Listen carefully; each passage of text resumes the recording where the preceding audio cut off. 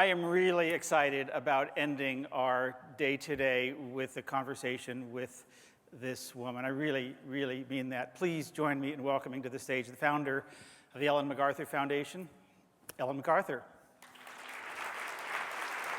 Welcome, Ellen. I really am. I mean, I have been watching, Ellen, this amazing journey of what seems like only 2 or 3 years, but really over the last year or two of ramping up this awareness and engagement on the private sector, by the private sector, of this thing called the circular economy. How's it going? How would you assess where we are in this journey that you've set out on and that you've helped bring so many to?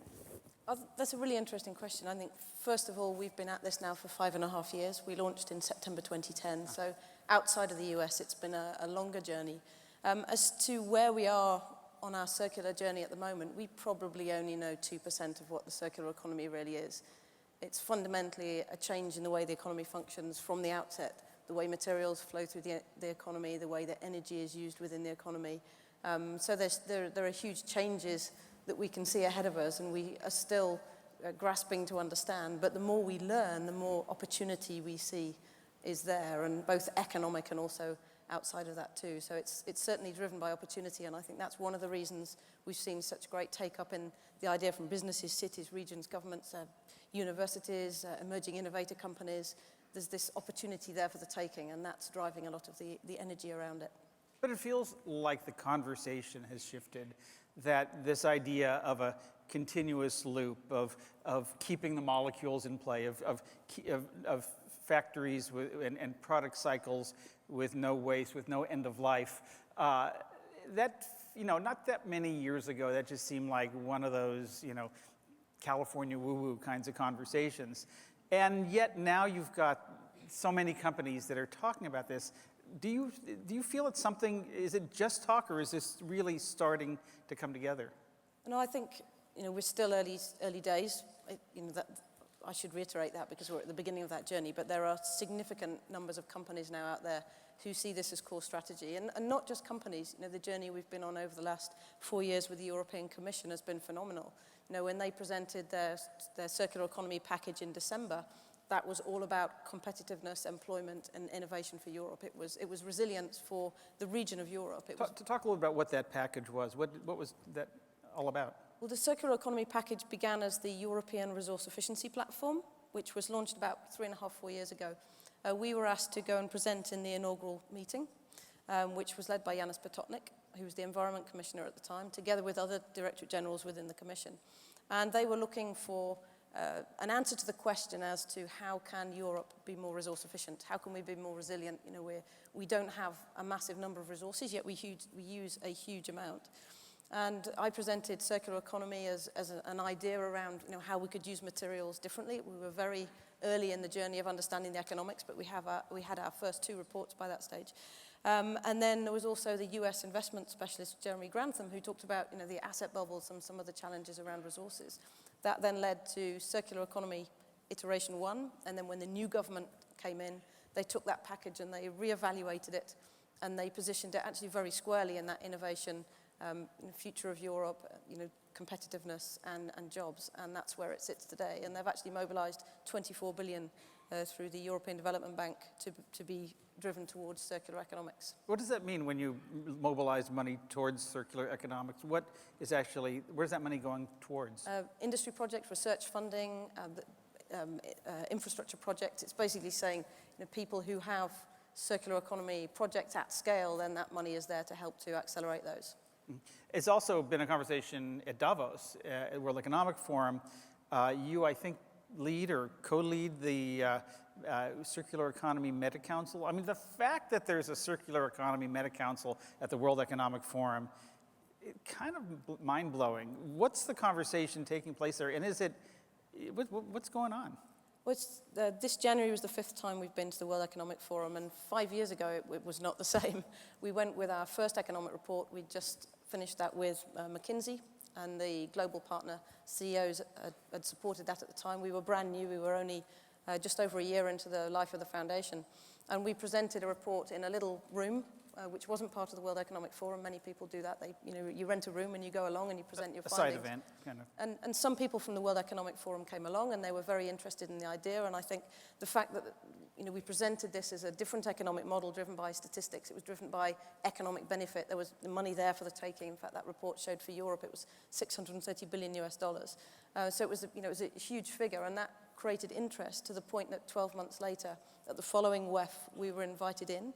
And we participated in 5 individual events on circular economy at WEF, and that's led to a relationship with WEF. We're a global initiative collaborator now, and there are many conversations going on within the World Economic Forum on circular economy. Again, trying to understand its implications and what it means for the wider economy, and how can we make this happen? How can we drive this transformation? One of the, I guess, downsides or unintended consequences of a movement, a meme, a term that gets currency fairly quickly is that a lot of people use it even if they don't necessarily talk about it the same way. And I've seen this. I've had a lot of conversations with companies about the circular economy, and they say, oh yeah, we're very interested, we're engaging in that. Well, what does it mean?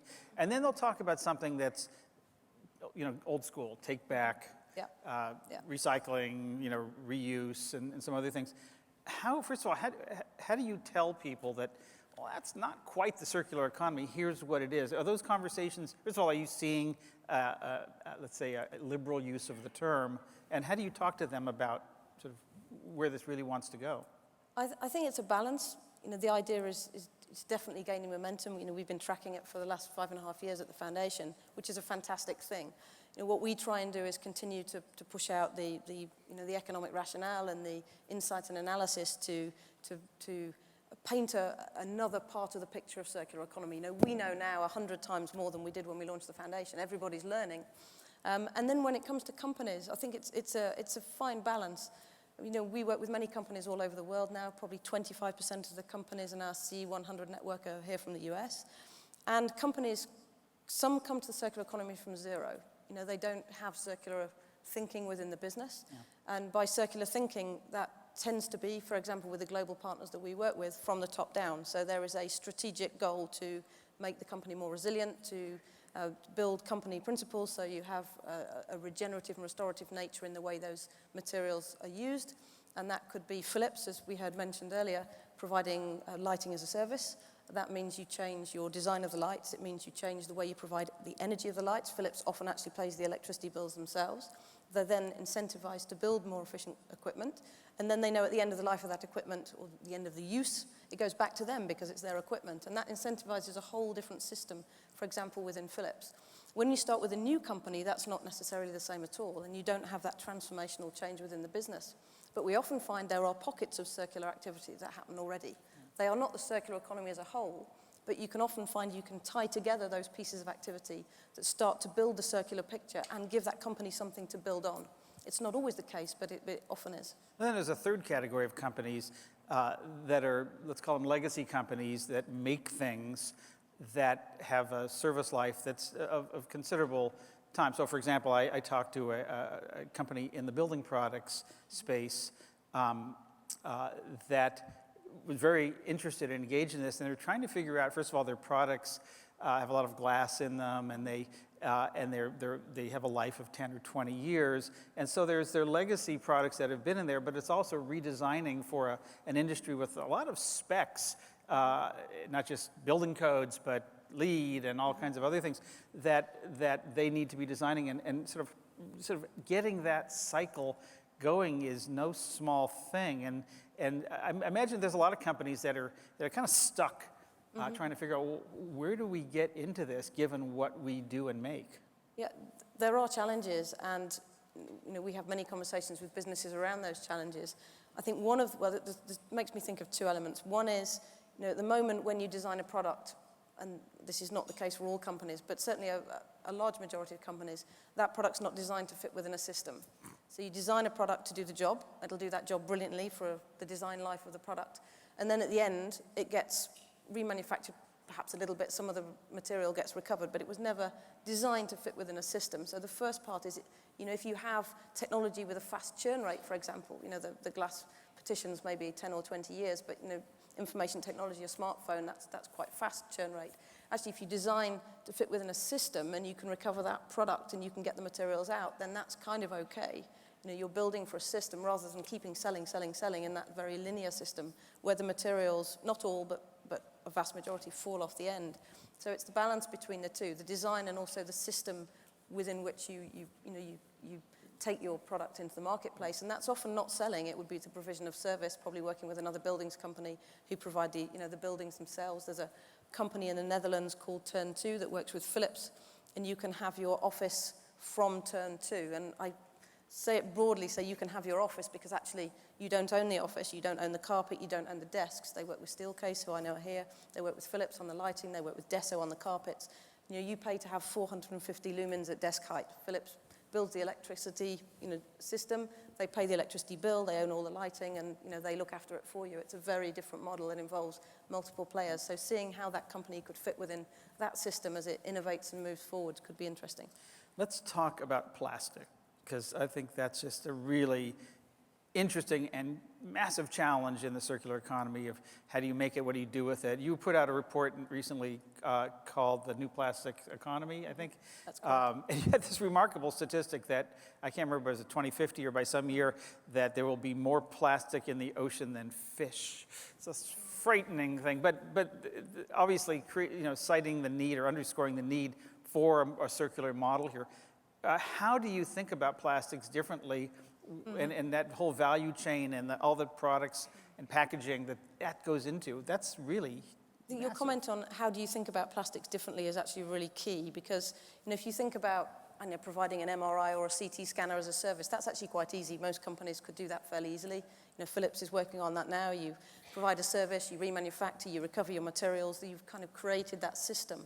But when it comes to plastic packaging, which would be, which is 78 million tons of a 300 million ton plastic industry today, that's incredibly fast use. It's never used for long. It's incredibly high volume, very low value. And, we often talk about recycling plastics and, the ability to recycle plastics, but the statistics after 40 years of trying are pretty poor. Right. We only recover globally 14% of plastic packaging. We lose 4% of that during the sorting process. We recycle 10%, but 8% of that gets downcycled, so eventually falls out of the bottom of the chain, and only 2% is cycled to the same value. So after 40 years of trying, the stats are pretty poor. So how do we change that?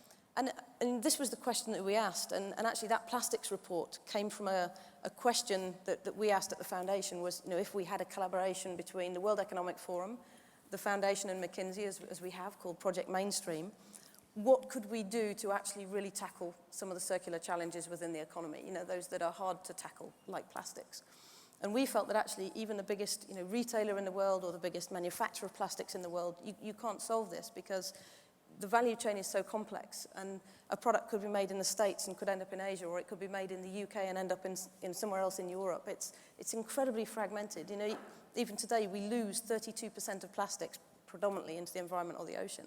So there's this massive loss of materials that could be picked up in one territory and not in another, but not specifically made for a territory or a collection system. So it's very complex. And we decided that actually the only way to really try and solve this is to get everyone together in a value chain. And we've been working now for 2 years, which led to the launch of the New Plastics Economy Report. With multiple companies, we've worked with over 140 different organizations, some very, very closely on this, also educational establishments, universities, to try and look, and McKinsey, of course, for the analysis, to look at the chain of plastics, to actually put together a picture of what a global plastics materials flow looks like, which hadn't really been done before, and then to really put together a rationale and 5 points that we want to carry out through the project of the New Plastics Economy over the next 3 years. And the goal is to try to mobilize that same funding that we've seen within Europe on circular economy for the plastics question, and to put together design principles so that when you design for an innovative type of plastic, for example, to do a specific job, it's within a framework that can then either be recovered and revalorized, or it's something which is biobenign. So if it ends up within the environment, it would just deconstruct. I imagine if we get this right, that there's a significant economic opportunity here for companies and value chains, not just in efficiency, but I mean, is that you quantify that, or how do you articulate that opportunity? Well, we know from the study that we lose between 80 and 120 billion US dollars worth of value of plastic every year. So that we're losing that value. The raw material is lost. I mean, plastics is one of the hardest ones for sure because it's so complex, but there is a huge amount of value that's lost. We also looked at the externalities of the industry, and actually the entire profit pool of the plastics packaging industry is not big enough to cover the externalities. So there are some big questions around plastics. I think also from a brand perspective, if you put your brand on a piece of plastic, if you think about the plastics industry, every single piece of plastic that hasn't been incinerated is still here today. It's either in the ocean or it's been landfilled, or some of it would have been recycled into more plastic, but it's still here. Some of it's in our bodies. Some of it's in our bodies, some of it's microplastics in the ocean. It really is everywhere. And if your brand is on that, and that's something, looking longer term, actually, nobody wants this to be the case. We've worked with massive retailers in the plastics project. Everyone's on board with this. Everyone knows we have a broken system when it comes to plastics. We've done very well with paper, but actually plastics is way off. Textiles are way off. There are some which are real challenges. It feels like there's one of the parts of this, and I don't know if you're working on this or how you're addressing this, is there's a social challenge here as well as a value chain, life cycle challenge in terms of getting all of us and everyone that we connect with thinking differently and understanding this. Is there a generational thing going on here? I think there is a thinking differently element for sure, without question. But I think what we're trying to do with the new plastics economy work is to create true systemic change. So as an example, we're not trying to say to people who use plastic, you need to collect your plastic and recycle it, because lots of people are doing that, and actually the statistics are incredibly small. 2% remain at the same value. What we're trying to say is, we've had this system for 40 years. It clearly isn't working for many reasons. How do we redesign the system so it can work? How do you go to the beginning of the chain? Not try and clean it up at the end, which is vital, and many people are doing that very well, but we're trying to stop it getting there. So we're going right to the beginning of the system and saying, what plastics do we need? What parameters do they need to be designed around? What territories do they go into? And then at that stage, there's the individual consumer-facing this packaging, but actually we're not there yet because we haven't designed a system that can work in the long term. And if we get this right, I imagine that this becomes a no-brainer for the individual consumer because they either look for it or expect it or know what to do with things. It should be straightforward, and today it's not. I work in this space, and I get lots of plastics in my house in the UK, and I don't know what to do with them. It isn't clear. Yeah. And I'm passionate about this and have really tried to understand it. So we need to change that system. Yeah. Let's take a question or two. Lauren? Nope. Oh, Lauren? Yes, okay. I'm here. So we had a couple of questions about sort of how you immediately illustrate that you're working towards a circular economy if you're an individual company. Specifically, are there any sort of certifications or standards out there right now?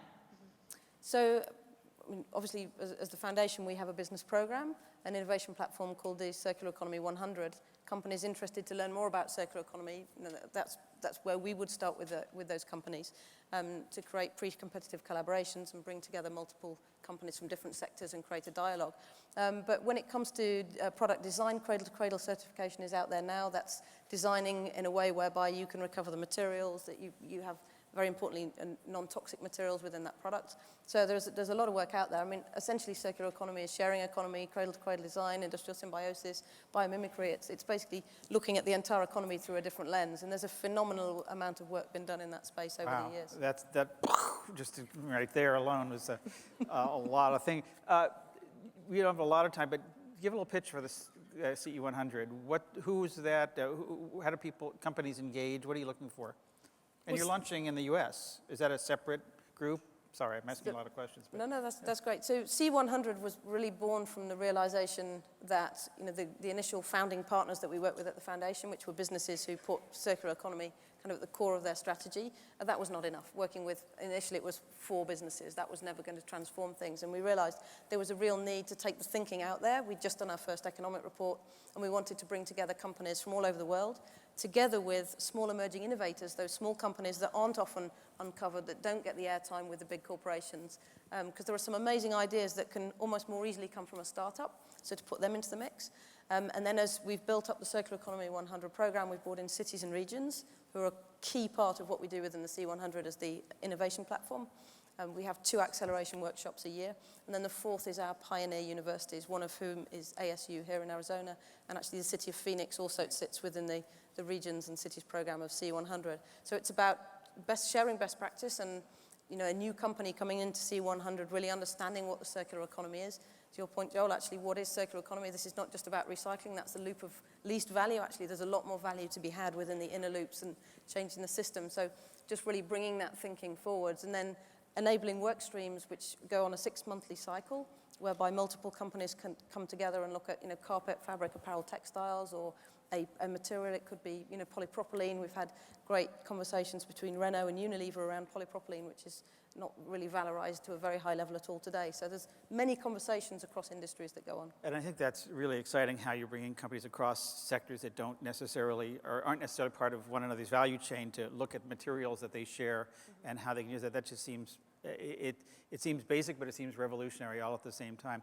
I wish we had another 20 or 25 minutes, but these people have been incredibly patient, and there's this beautiful botanic garden with alcohol waiting for them. But before we go, when we come back here in Green Biz 18, 2 years, what's the story you think you'll be able to tell about the circular economy and where it's moved to, how far it's progressed? My gut says 2 things. One is that the idea has progressed further, and actually, whether or not people use the word circular economy is irrelevant. Just the fact that the systemic change that's needed right through the business or right through the region or the city or the plastics industry, that systemic change is being looked at rather than a part of the challenge. And then the second part, particularly actually to come back to plastics, would be, we've just launched a 3-year project, which is, come from the New Plastics Economy report.